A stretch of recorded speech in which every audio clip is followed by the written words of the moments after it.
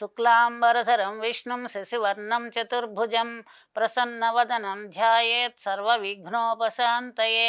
పద్మాసనా పరాశక్తి ప్రౌఢమాతా సరస్వతి లోకకళ్యాణ సిద్ధ్యర్థం భావైశ్వర్యం ప్రదాతు మే.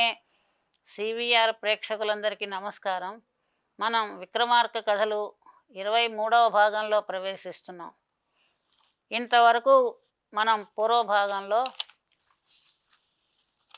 విక్రమార్క చక్రవర్తి రాజపురోహితుడైనటువంటి వసుమిత్రుడు తన కాశీనగరానికి వచ్చి కాశీక్షేత్రం నుండి ప్రయాగ త్రివేణి సంగమానికి వెళ్ళి అక్కడ స్నానం చేసి అక్కడి నుండి మాధవేశ్వర స్వామిని దర్శనం చేసుకొని ఆ తర్వాత గయకి వెళ్ళి గయలో పితృదేవతలకి పిండ ప్రదానాలన్నీ చేసుకొని చక్కగా మళ్ళీ తిరిగి తను ఉజ్జయిని నగరానికి రావడం మొదలుపెట్టాడు.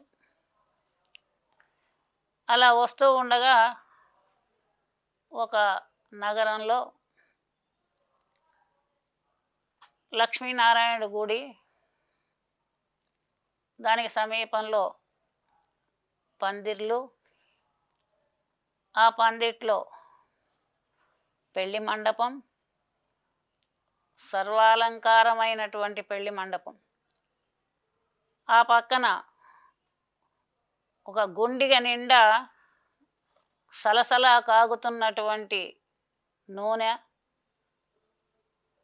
ఆ గుండిగ సమీపంలో గోడ మీద రాసినటువంటి వ్రాత ఏదైతే ఉందో దాన్ని చూశాడు. ఎవరైనా సాహసవంతులు ఈ సలసలా కాగే నూనెలో ప్రవేశించినట్టయితే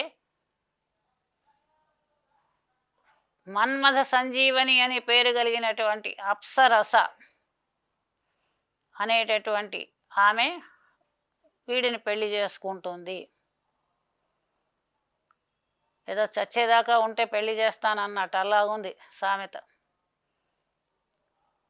దానిలో దూకిన తర్వాత బతికి బట్టగట్టేది ఎలాగా, వాడిని పెళ్లి చేసుకోవడం ఎలా, ఇలా అనుకొని అందరూ ఎవరికి వాళ్ళే వెళ్ళిపోతూ ఉన్నారు. ఈ సంగతి కూడా చూశాడు వసుమిత్రుడు. అక్కడి నుండి లక్ష్మీనారాయణుల దేవాలయానికి వెళ్ళి సరే ఆయన కూడా ఇంకా మామూలుగా ఉజ్జయిని నగరానికి బయలుదేరాడు. ఇలా కొంతకాలం సమయం పట్టింది, 3 నెలలో 4 నెలలో సమయం పట్టింది. ఆ తర్వాత ఉజ్జయిని నగరానికి వచ్చాడు. రాజైన విక్రమార్కుడిని దర్శించాడు. తీర్థయాత్రల యొక్క ఫలితము తీర్థయాత్ర చెయ్యకపోయినా సరే దొరుకుతుంది అని చెప్పి మనకి మను చరిత్రలో ప్రవరుడు అడుగుతాడనమాట యోగిని, అయ్యా మీరు ఏ ఏ ఊళ్ళు తిరిగారు, ఏమేం చూశారు, నేను వెళ్ళలేకపోయినా మీరు వెళ్ళి వచ్చి ఆ వివరాలు చెప్తే కూడా నాకు పుణ్యమేను అని చెప్పి అడుగుతాడు. అలాగే మనం వెళ్ళలేనటువంటి ప్రదేశాలకు ఎవరైనా వెడితే అటువంటి వాళ్ళని ఆ వింతలు విశేషాలు అడిగి తెలుసుకోవడము పుణ్యప్రదం. అలాగే అంతంత దూరం తీర్థయాత్రలకు వెళ్ళి వచ్చిన వారి పాదాలకి నమస్కారం చేస్తారు. అంటే వాళ్ళ ఆ పాదాలు అంత పవిత్రమైనవి అని. అంటే శరీరం అంతా పవిత్రమైనదైనా మరి శరీరానికి ప్రధానంగా తిరగడానికి కాళ్ళే ముఖ్యం కాబట్టి ఆ కాళ్ళకి నమస్కారం చేస్తారు. అది ఒకప్పుడు సంప్రదాయంగా ఉండేది. అలాగే ఈ రాజు కూడా రాజపురోహితుడికి నమస్కారం చేయకపోయినా, అయ్యా నువ్వు ఉజ్జయిని నుంచి బయలుదేరి కాశీకి వెళ్ళావు అంటే మధ్యలో ఏమేం ఊళ్ళు చూసావు? ఎన్నో ఊళ్ళు ఉంటాయి కదా, పుణ్యక్షేత్రాలు, పవిత్రమైన స్థల పురాణాలు కలిగినటువంటి క్షేత్రాలు, దేవాలయాలు, నదులు, చెరువులు, పాడి పంటలు, అక్కడ విశేషాలు, వింతలు ఎన్నో ఉంటాయి. ప్రతి ఊరు చూస్తూ వెడతాడు కాబట్టి అది నడుచుకుంటూ వెళ్తాం ఆ రోజుల్లో. కాబట్టి ఆ వింతలన్నీ నాకు తెలుసుకోవాలనుంది, చెప్పమని చెప్పి అడిగాడు రాజు.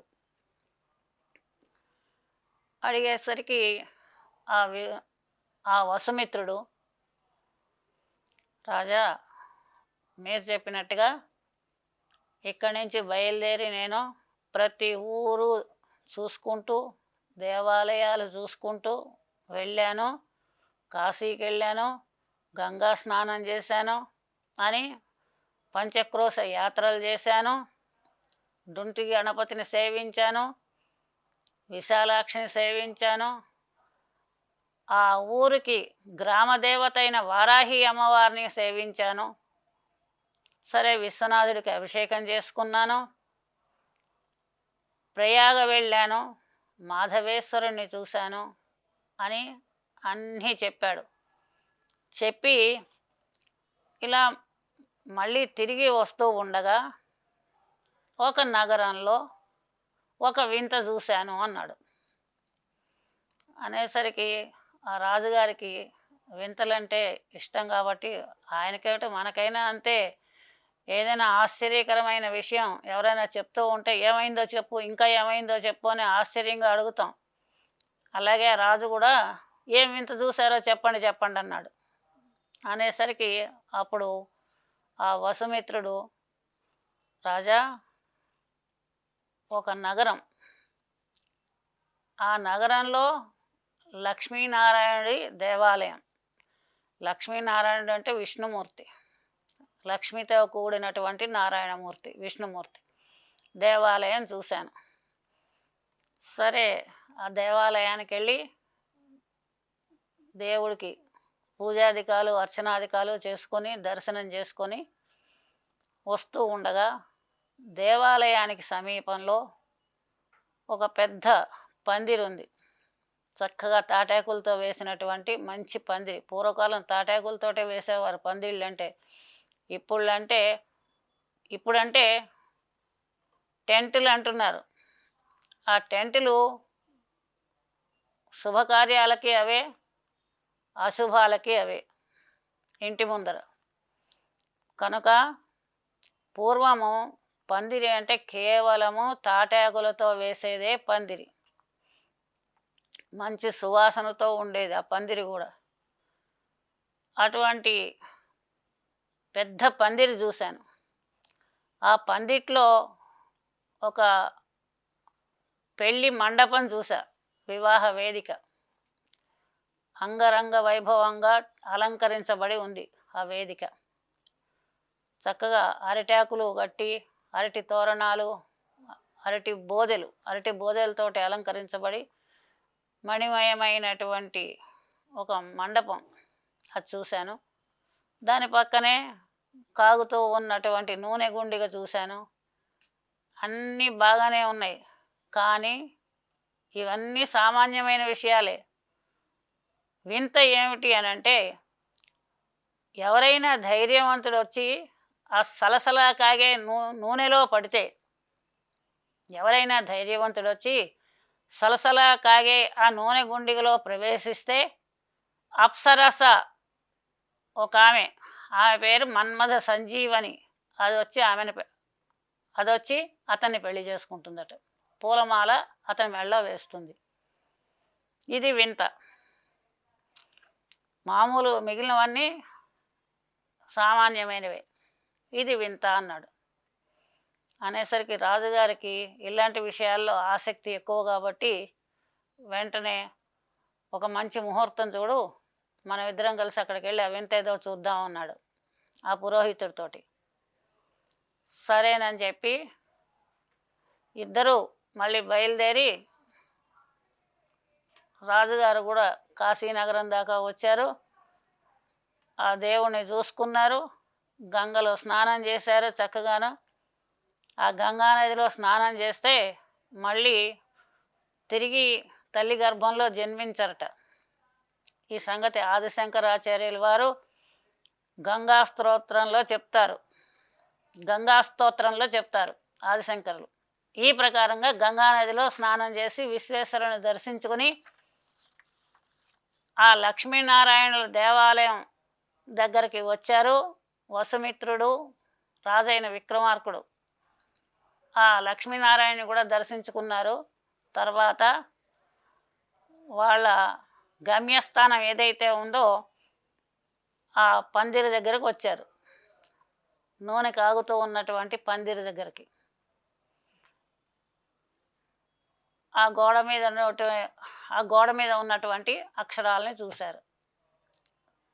విక్రమార్క మహారాజు వెంటనే భగవంతుణ్ణి తలుచుకొని సలసల మరిగిపోతున్నటువంటి ఆ గుండిగలో దూకాట, నూనె గుండిగలు. విక్రమార్క మహారాజు సలసల మరిగిపోతున్నటువంటి ఆ నూనె గుండిగలో దూకాడు. దూకేసరికి ఎలా తయారయ్యాడంటే చక్కగా బాగా మరుగుతున్న నూనెలో పచ్చిమిరపకాయ బజ్జీ వేస్తే ఎలా అవుతుందో అలా అయిపోయాడు. మాంసం ముద్దలాగా అయిపోయాడు వేగిపోయి. వెంటనే ఆ మన్మథ సంజీవని అనేటటువంటి అప్సరస్ వచ్చింది.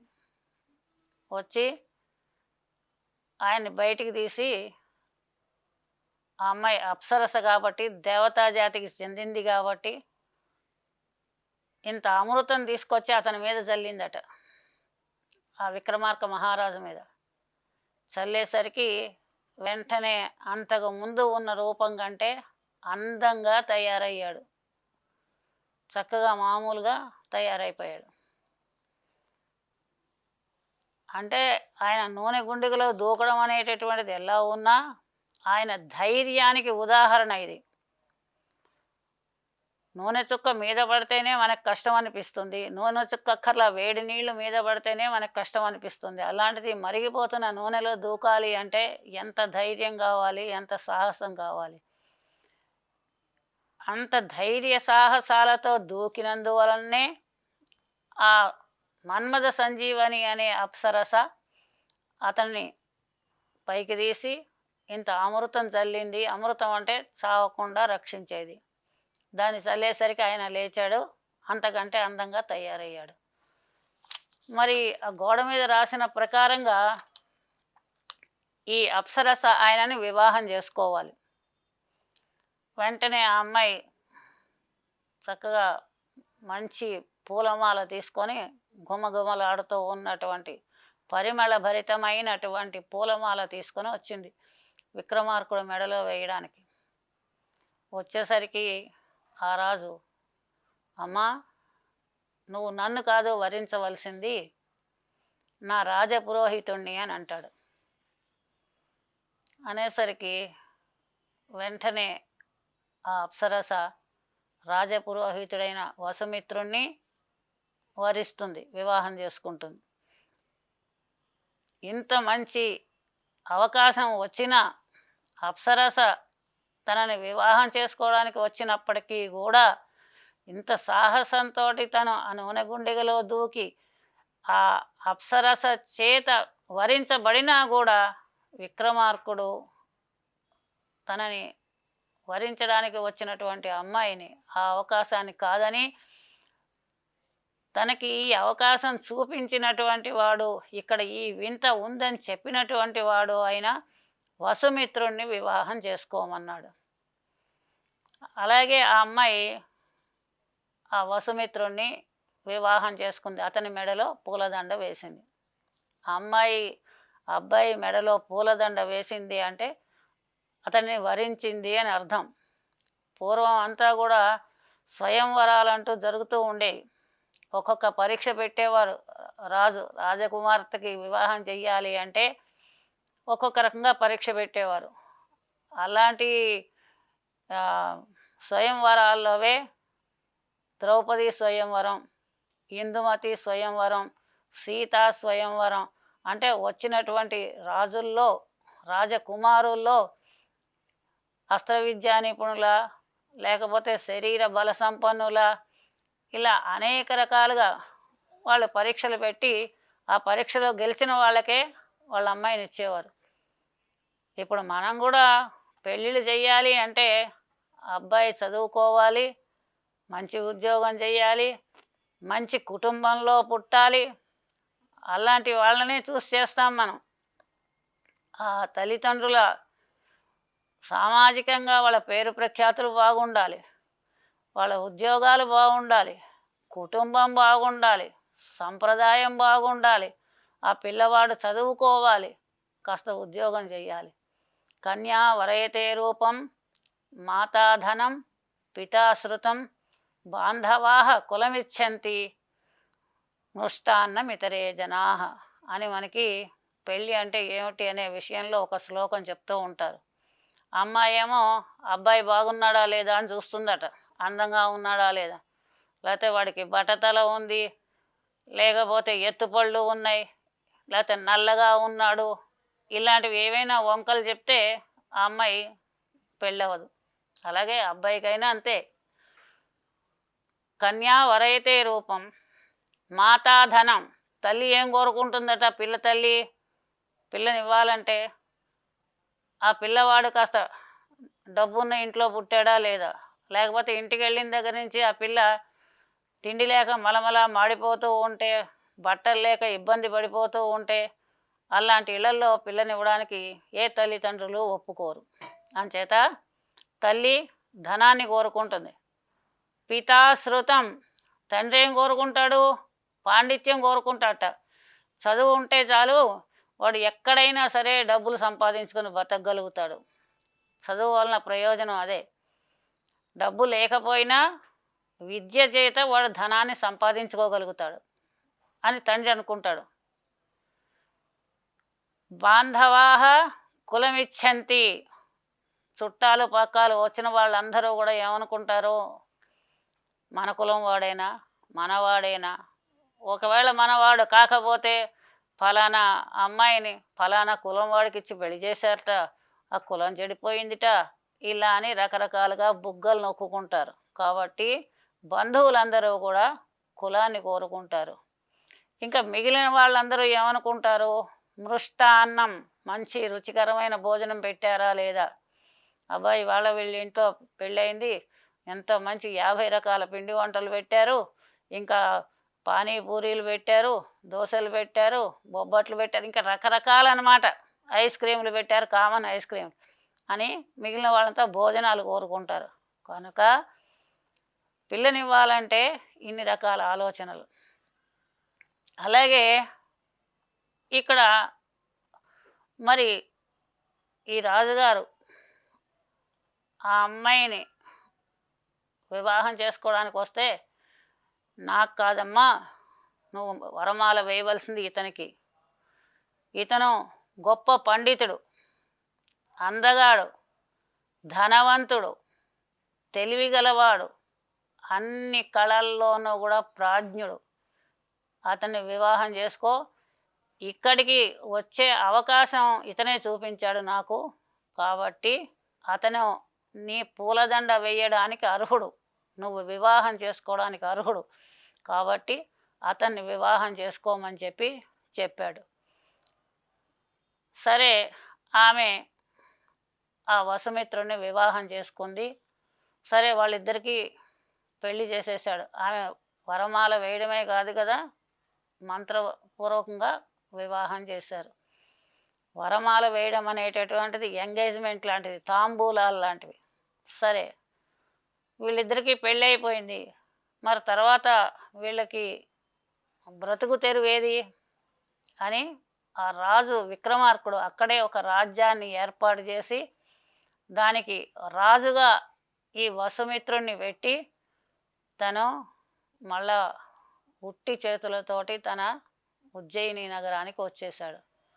ఈ ప్రకారంగా విక్రమార్కుడి యొక్క సాహసము, ఔదార్యము మనకి ప్రతి కథలోనూ కూడా తెలుస్తూ ఉంటుంది.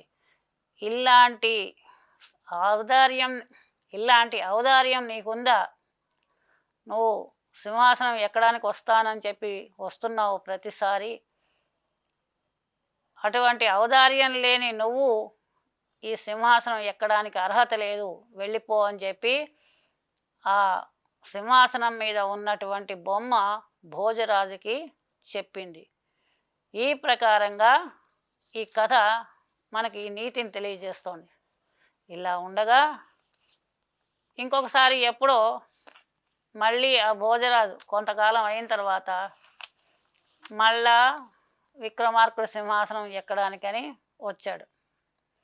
మళ్ళీ ఆ విక్రమార్క సింహాసనం మీద ఉన్నటువంటి బొమ్మ పాడిందే పాట, భోజరాజా నీకు ఆయనకున్న సాహసౌదార్యాలు ఉంటేనే ఈ సింహాసనం ఎక్కువ, లేకపోతే వెనక్కి వెళ్ళమని చెప్పింది.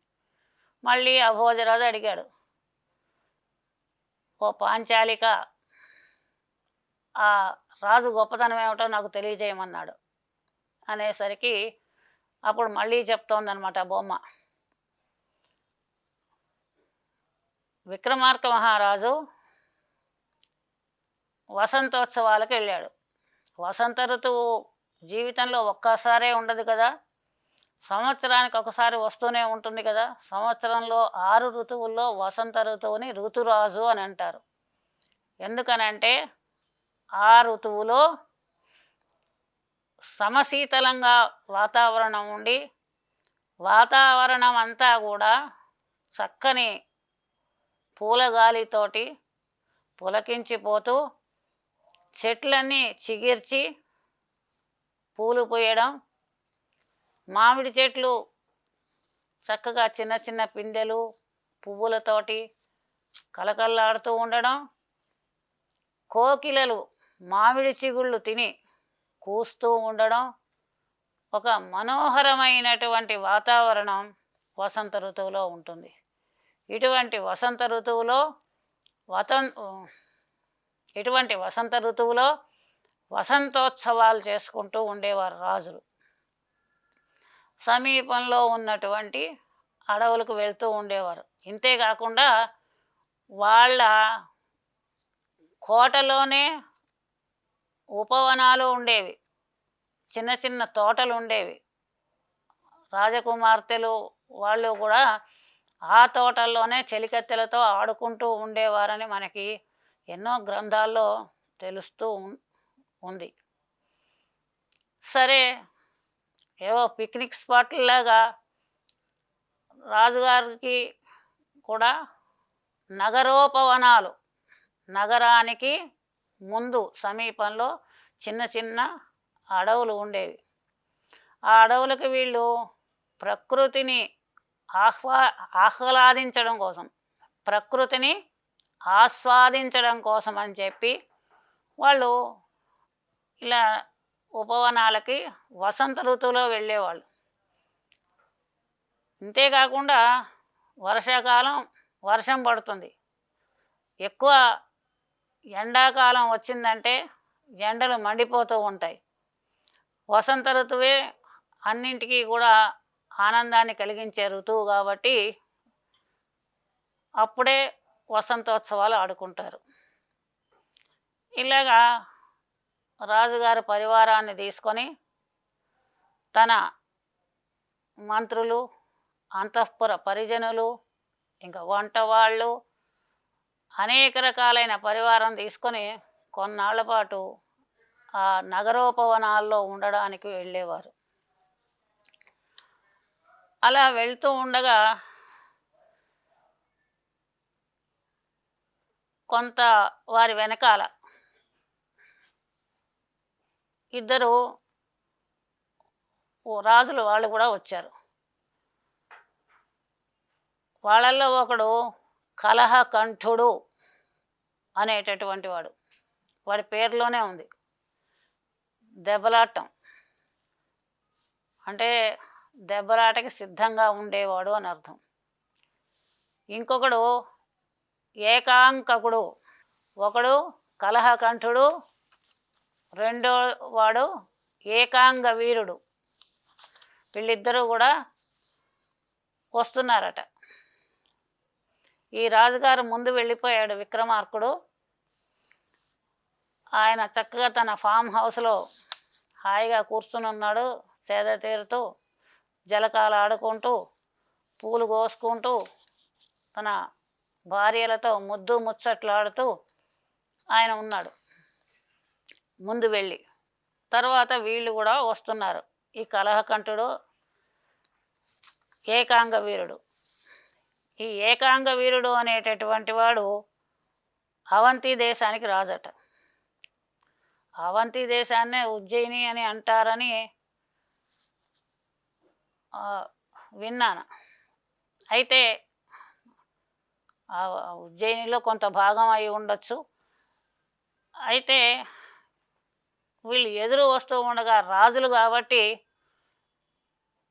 వీళ్ళు వస్తూ ఉండగా వీళ్ళ మీద పువ్వులు చల్లేవాళ్ళు, రకరకాల స్త్రీలు సుగంధాలు చల్లేవాళ్ళు, కర్పూరం చల్లేవాళ్ళు, ఇలా చల్లుతూ ఆ స్త్రీలు అందమైనటువంటి వాళ్ళు వస్తున్నారు. ఇప్పుడు గుర్రం మీద నడుస్తూ ఉంటే, వీడు గుర్రం మీద పెడుతూ ఉంటే, లేదా దిగి నడుస్తూ ఉంటే, ఇలా రకరకాలుగా. ఇప్పుడు కూడా మనకి పెద్ద పెద్ద మంత్రులు వాళ్ళు వచ్చినప్పుడు భవనాల పైనుంచి పూల రేకులు చల్లడం, తర్వాత పన్నీరు చల్లడం, బొట్లు పెట్టడం వాళ్ళకి మనం చూస్తూనే ఉన్నాం. ఈ కాలంలోనే ఇలా ఉంది అంటే మరి విక్రమార్కుడు కాలాన్ని గురించి ఆలోచించాలంటే ఇంకా ఎంత ఎక్కువ ఉంటుందనే విషయం మన ఆలోచనలోకి రావాలి. అలాగే ఈ ఏకాంగ వీరుడు, కలహకంటకుడు, వీళ్ళు ఒకళ్ళకొకళ్ళు ఎదురుపడే పరిస్థితి వచ్చింది.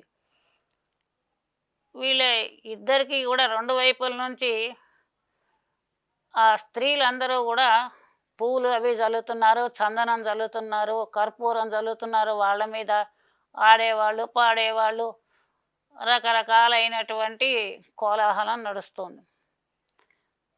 ఇలా ఉండగా కలహకంఠకుడు, కలహకంఠుడు, కంటకుడు కాదు కలహకంఠుడు, వాడు బొర్ర మీసాలు ఉన్నాయో ఏమో, ఆ మీసాలని అదిలించట ఒక్కసారి. దులుపుకున్నాడు. వాడు మీసాల నిండా పడ్డట్టుంది చందనము అదీను కర్పూరం. వాడు మీసాలు దులుపుకున్నట్ట. దులుపుకునేసరికి మరి వాడు ఎంత గట్టిగా దులుపుకున్నాడో ఏమో కానీ ఆ చందనం వచ్చి, ఆ పరిమళ ద్రవ్యం ఏదైతే ఉందో అది వచ్చి ఏకాంగ వీరుడి మీద పడింది. కలహకంఠుడు దులుపుకున్నటువంటి చందనం అది వచ్చి ఏకాంగ వీరుడి మీద పడింది. పడేసరికి వెంటనే వాడు, ఏరా నీకు ఇంత పొగరా? రాజు కదా, రాజు కాబట్టి వాడు రాజే వీడు రాజే, అనవసరమైన అహంకారాలు. సరే కావాలని చేస్తే అది వేరే విషయం, పోనీ కావాలని చేసినా వేసింది చందనమే, పరిమళ ద్రవ్యమే. ఆ పరిమళ ద్రవ్యం వేసినా వీడు వాడింది వాడి ఒంటి మీద పడింది కాబట్టి వాడికి బాధ. వెంటనే, ఏరా ఇంత పొగరా నీకు? నీ మీసాలు నా మీద దులుపుతావా?